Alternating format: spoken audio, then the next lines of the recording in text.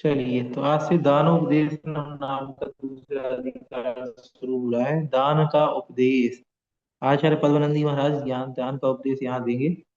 आइए सभी लोग हाथ जोड़ लीजिए।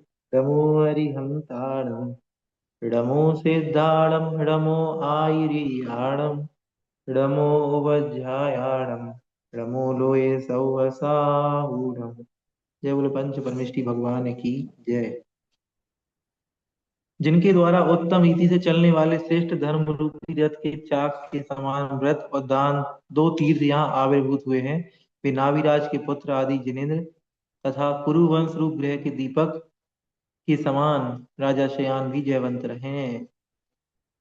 इस लाइन में ये बता रहे हैं कि दो लोग हैं जिनने दो अलग अलग चीजें चलाई हैं। एक तो धर्म रूपी रथ को चलाया है जिसने,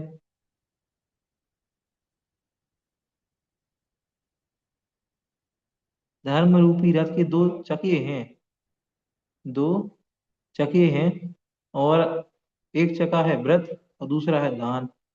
तो पहला जो व्रत रूपी चक्र है, पहिया है, वो चलाया है आदिनाथ भगवान ने, क्योंकि व्रतों के बारे में उन्होंने ही बताया था सबसे पहले। और दूसरा जो पहिया है जिसका नाम है दान रूपी पहिया, और दूसरा दान रूपी पहिया कुरु वंश के राजा श्रेयांश ने चलाया था। तो यहाँ कुरु वंश आया है राजा श्रेयांश का, देख लीजिएगा, लिख लीजिएगा। ये भी आ सकता है किसने क्या चलाया, व्रतों के बारे में किसने बताया, तो आप लोग कहेंगे राजा आदिनाथ ने। और पूछेंगे बताओ कि व्रत के बारे में किसने बताया, दान तीर्थ के बारे में, दान तीर्थ के बारे में किसने बताया, तो आप लोग कहोगे राजा श्रेयान। ठीक है। चलो, इस भरत क्षेत्र में प्रथम द्वितीय एवं तृतीय काल में भोग भूमि की अवस्था थी। उस समय आर्य कहे जाने वाले पुरुषों और स्त्रियों में ना तो विवाह आदि संस्कार ही थे और ना व्रताधिक भी। वे 10 प्रकार के कल्प वृक्षों से प्राप्त हुई सामग्री के द्वारा यथेच्छ भोग भोगते हुए काल यापन करते थे। भारत क्षेत्र में अभी जैसे पंचम काल चल रहा, तो पंचम काल के पहले चौथा हुआ हुआ, पहला दूसरा तीसरा भी आया होगा। तो जो पहला दूसरा और तीसरा काल होता है उसे भोग भूमि कहते हैं। चौथा पांचवा छठवां काल को कर्म भूमि कहते हैं। उस समय के लोग जो पहले दूसरे तीसरे काल में रहते, ना तो वो शादी आदि करते थे, ना उनके कोई ऐसे संस्कार आदि होते थे, ना कोई व्रत वगैरह पालन करते थे। क्यों? क्योंकि उन्हें सब कुछ बहुत आसानी से मिल रहा था, दूसरा उन्हें कोई जरूरत ही नहीं पड़ी इस चीज की। तो 10 प्रकार के जो कल्प वृक्ष थे उनसे ही वो अपनी भोग भूमि में सारे भोग भोगते थे। वो काल यापन करते थे, मृत्यु के अंत में इस शरीर को त्याग देते थे। जब तीसरे काल का 1/8 भाग शेष रह गया, तीसरे काल का काल है एक पल्ले, ठीक है, एक पल्ले का भी 1/8 भाग शेष रह गया। तब उस समय कर्म भूमि की दान शक्ति छीन हो गई कल्प वृक्षों की। जो कल्प वृक्ष थे वो दान नहीं दे पा रहे थे। अब कल्प वृक्ष पहले तो केक मांगो वो खीर दे देते साथ में, लेकिन अब केक मांग रहे हैं तो मोमबत्ती भी नहीं दे रहे अकेली। मतलब कुल मिला के स्थिति ऐसी है कि बहुत मांग रहे हो और थोड़ा भी नहीं मिल पा रहा। तो ये जो समस्या हो गई, तो उस समय जो प्रजा थी, जो लोग थे, जो आर्य लोग थे, उनको बहुत भारी कष्ट हुआ, क्या किया जाए। तो उस समय 14 कुलकर एक एक करके हुए समय काल के साथ। उसमें पहले जो थे उनका नाम था प्रतिश्रुति। प्रतिश्रुति नाम के कुलकर पहले कुलकर थे, और आखिरी कुलकर का नाम है नाभिराय। इन लोगों ने सारी व्यवस्था बताई, लोगों को बताया। हम सब पढ़ चुके हैं आदि पुराण में पहले कि भैया देखो डरो नहीं, सूरज दिखने लगे, चांद दिखने लगे, हिंसक पशु दिखने लगे। पहले तो ऐसा कुछ दिखता ही नहीं था। फसल दिखने लगी। तो समझाया कि अब कर्म भूमि की व्यवस्था शुरू होने वाली है, अब तुम्हारा पुण्य खत्म हो गया। तो फिर इस प्रकार से भगवान आदिनाथ ने व्रत विधि बताई थी, 5 महाव्रतों को बताया था। और फिर उन व्रतों को स्वयं भी पालन किया था, ग्रहण किया था। तब तक भी लोगों को दान विधि का ज्ञान नहीं था। इस प्रकार जब उन्होंने व्रतों को धारण कर लिया और मुनि बन गए, तब 6 महीने तक लगातार घूमते रहे, कोई दान देने को नहीं आया। तब राजा श्रेयान को जाति स्मरण से आहार दान की विधि का ज्ञान हुआ था, और उन्होंने इक्षुरस आहार में दिया था। बस यहाँ से ही आहार दान की विधि प्रारंभ हो गई थी। ठीक है। तो सबसे पहले आहार दान लिया किसने था? आदिनाथ जी ने। दिया किसने था? राजा श्रेयान ने, जगत के कल्याण के लिए। इसी ग्रंथ इसीलिए ग्रंथकार ने मुनि पद्मानंदी ने यहाँ व्रत तीर्थ के प्रवर्तक स्वरूप से भगवान आदि जनेन्द्र का तथा दान तीर्थ के प्रवर्तक स्वरूप से राजा शयान का भी स्मरण किया है। ठीक है, आगे चलते हैं।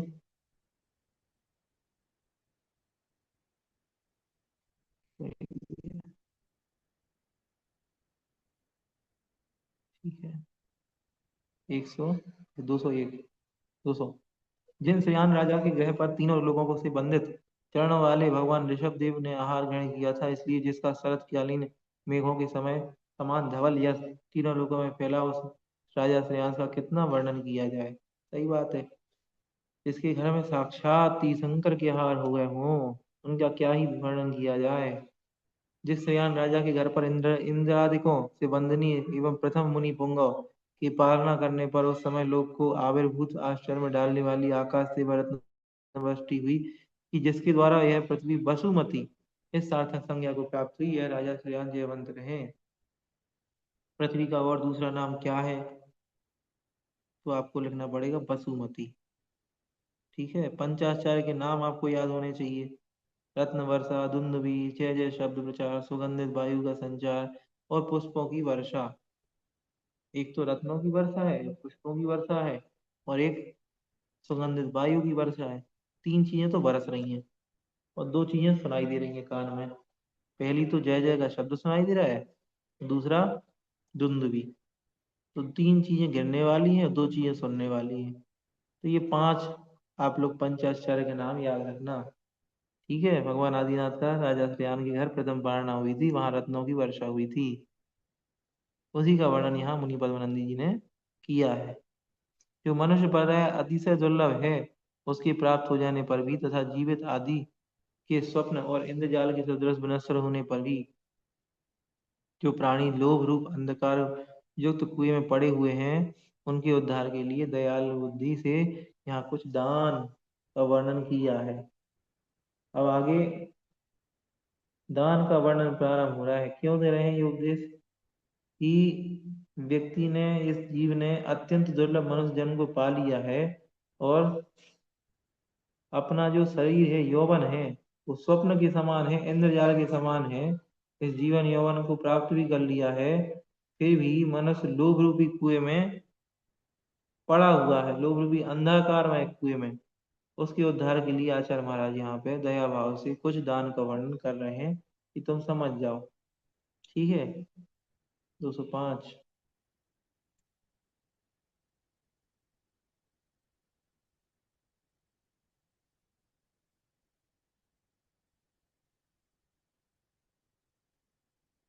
जो गृहस्थ जीव स्त्री पुत्र एवं धन आदि पदार्थों के समूह से उत्पन्न हुए अत्यंत भयानक व विस्तृत मोह के विशाल समुद्र के समान है, उस गृहस्थ जीवन में उत्तम सात्विक भाव से दिया गया उत्कृष्ट दान समस्त गुणों में श्रेष्ठ होने से नौका का काम करता है। हम लोग क्या कर रहे हैं? हम लोग स्त्री पुत्र मकान धन इन सब में फंसे हुए हैं, और ये जो है ना, ये समुंदर है। ये चारों है ना, ये समुंदर है, और मोह रूपी समुंदर में अपन डूब रहे हैं। उस समुंदर से बचाने के लिए उत्कृष्ट दान ही सर्वश्रेष्ठ नौका है। समुंदर से बचाने के लिए, ऐसा जो खतरनाक समुंदर है, उससे पार लगाने के लिए नौका के समान है ये दान। आगे कह रहे हैं, कह रहे हैं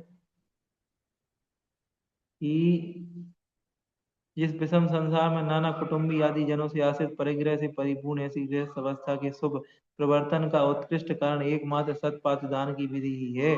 जैसे कि समुद्र से पार होने के लिए चतुर की वट से संचालित नाव कारण है। जो दान देने योग्य है उसे पात्र कहा जाता है। ये वाला भावार्थ बहुत अच्छा है, इम्पोर्टेंट है, इसको पूरा याद रखना है अपन को।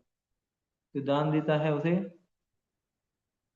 दान देने के योग्य है उसे पात्र कहते हैं। पात्र तीन प्रकार के होते हैं, उत्तम मध्यम और जघन्य। उत्तम पात्र हैं वे महाव्रती हैं, मध्यम पात्र हैं देशव्रती अणुव्रती श्रावक, और जघन्य पात्र हैं सम्यक दृष्टि श्रावक। ठीक है, व्रतों से रहे सम्यक दृष्टि श्रावक। अब इसके अलावा और भी क्या होते पात्र? हाँ, दो प्रकार के पात्र और होते, एक कुपात्र और एक अपात्र। कुपात्र कौन होते? जो सम्यक दर्शन तो नहीं है जिनको, लेकिन जिनके व्रत हैं, व्रतों का पालन कर रहा है, लेकिन सम्यक दर्शन नहीं है, वे कुपात्र है। और अगला है अपात्र। अपात्र कौन होते हैं? जिनके पास ना व्रत है, ना जिनके पास व्रत है, ना जो सम्यक दर्शन से रहित है, ऐसे व्यक्ति अपात्र कहलाते हैं। तो अब दान किसको दे तो क्यों दे?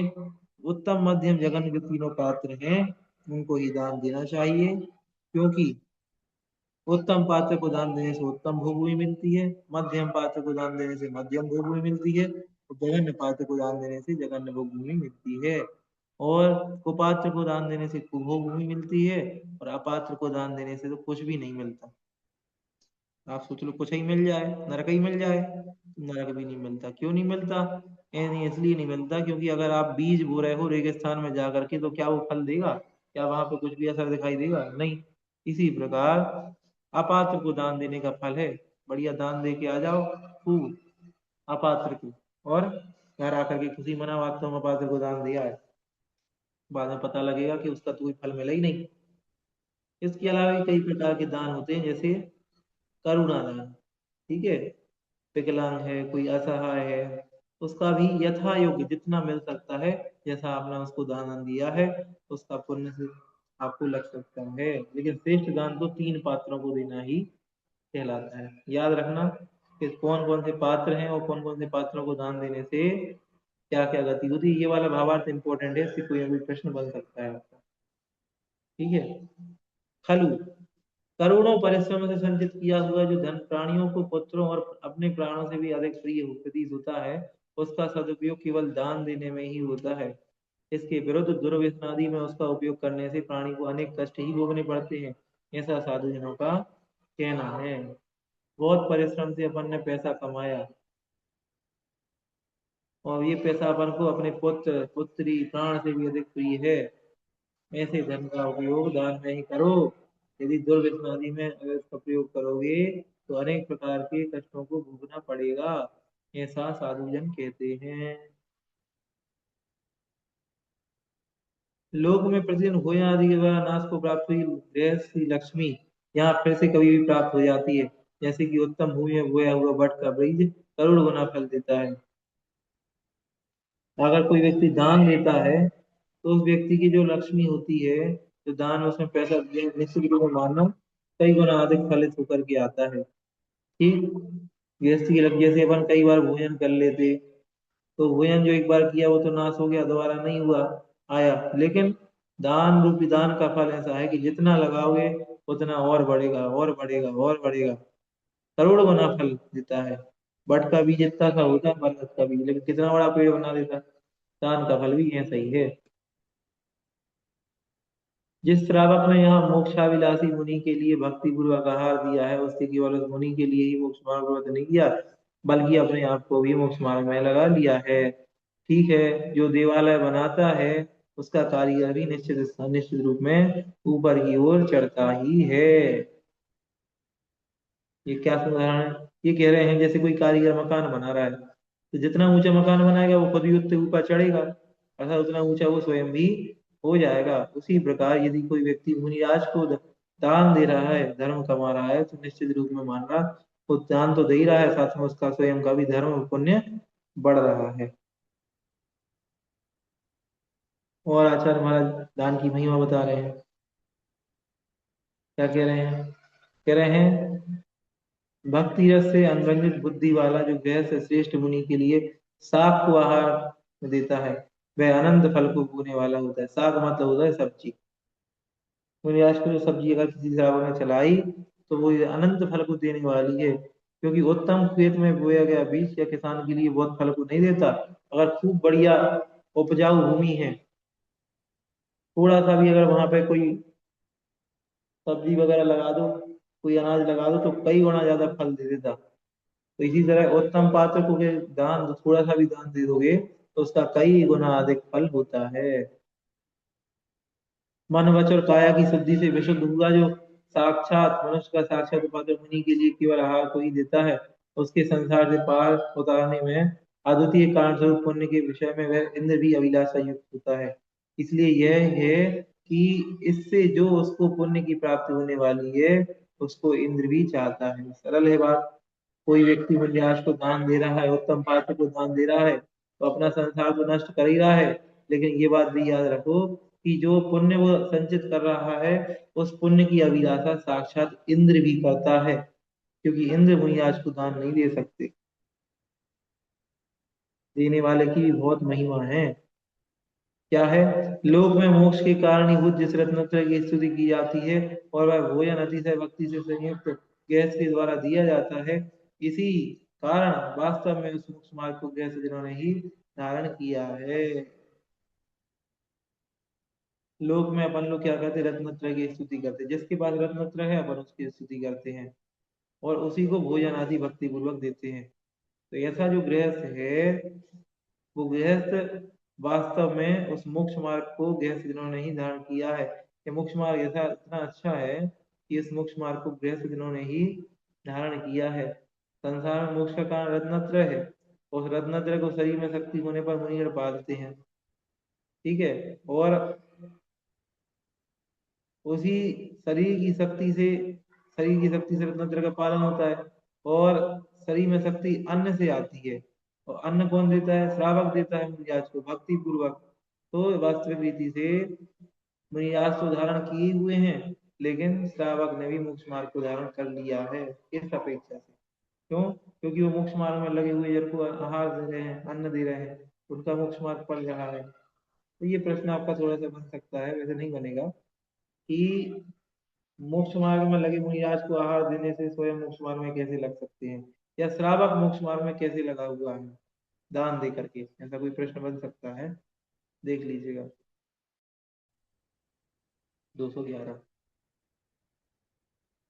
लोक में अत्यंत विशुद्ध मन वाले गृहस्थ के द्वारा प्रीति पूर्वक पात्र के लिए एक बार भी दिया गया दान जैसे उन्नत फल को करता है, वैसे फल को ग्रह की अनेक झंझटों से उत्पन्न हुई पाप समूह के द्वारा कुबड़े अर्थात शक्तिहीन किए गए गृहस्थ के व्रत नहीं करते। क्या कह रहे हैं हम? कह रहे हैं कि गृहस्थी संबंधी गृह संबंधी जो नाना प्रकार के आरंभ को उपार्जन किए हुए पाप को, जो पाप उनसे असमर्थ किए हुए ऐसे व्रत गृहस्थों को कुछ भी फल नहीं दे सकते। जैसे कि प्रीति पूर्वक जब शुद्ध मन से उत्तम पात्र आदि को दान दिया जाता है, एक समय में यदि उत्तम फल दान में दिया है, तो ऊंचे फल के अभिलाषियों को सदा उत्तम पात्र आदि को दान देना चाहिए।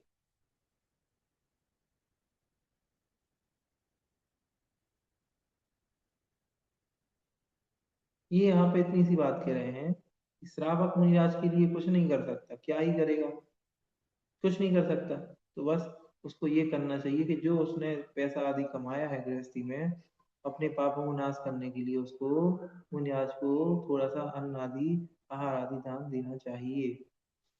ये यहाँ पे सिंपली बात कह रहे हैं। सम्य दृष्टि पुरुष की लक्ष्मी मूल में अल्प होकर भी तत्पश्चात मुनिराज को दिए गए दान से उत्पन्न हुए पुण्य के प्रभाव से कीर्ति के साथ निरंतर उत्तरोत्तर वृद्धि को प्राप्त होती हुई मोक्ष पर्यंत जाती है। जो सम्यक दृष्टि पुरुष है उसकी जो लक्ष्मी है वह मूल में तो अल्प है, लेकिन अगर वो मुनिराज को दान दे रहा है तो निरंतर ये मानना कि उसकी वो लक्ष्मी उत्तरोत्तर वृद्धि को प्राप्त हो जाती है। जैसे नदी जो जगह है, अगर अपने उद्गम स्थान को देखोगे नदी का, तो बहुत छोटी सी जगह से निकलती है, लेकिन जब सागर में पहुंचती है तो कितना बड़ा विशाल का रूप धारण कर लेती है। ऐसे ही श्रावक का दान और पैसा भी है।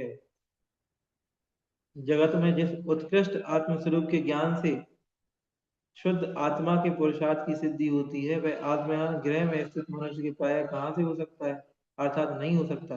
किंतु वह पुरुषार्थ की सिद्धि पात्र जनों में किए गए चार प्रकार के दानों से अनायास ही हस्तगत हो जाती है। गृहस्थ के कह रहे हैं कि जो आत्मा को कल्याण के मार्ग में लगाने वाली आत्म स्वरूप की प्राप्ति है, वो गृहस्थों को तो नहीं हो सकती। लेकिन अगर गृहस्थ चाहता है कि मुझे वो सिद्धि हो, तो कितना ही प्रयास कर ले घर में नहीं होगी, लेकिन अगर वो चार प्रकार के दान रियाज को देता है तो वो आत्मोपलब्धि उसको अनायास ही हो जाएगी, उसके हाथ में आकर के ठहर जाएगी। ये मुनियाज को दान देने का फल है। और आगे कह रहे हैं, जो मनुष्य मोक्ष मार्ग में स्थित साधु जन के केवल नाम का भी स्मरण करता है, उसका समस्त पाप शीघ्र ही नाश हो जाता है। केवल मुनिराज का नाम स्मरण करने से समस्त पाप नाश हो जाता है। और अगर वैसे ही व्यक्ति मुनिराज के लिए भोजन, औषधि और अभयदान आदि प्रदान करे तो उसका संसार से पार होना तय है। इसमें कोई आश्चर्य की बात नहीं है। इसमें 214 की बात 216 आ गया, मतलब कहीं ना कहीं पीछे नंबर का मिस्टेक है। देखो 214 यहाँ भी है, मतलब इसका मतलब हमारे 215 हो चुके हैं। ठीक है, आज के लिए इतनी ही रखते हैं। इसकी आगे की चर्चा अपन कल करेंगे। बोधि समाधि परिणाम शुद्धि स्वात्मोपलब्धि शिव सौख्य सिद्धि चिंतामणि चिंतित वस्तु दानी प्रबंध मानस ममास्तु। नवार।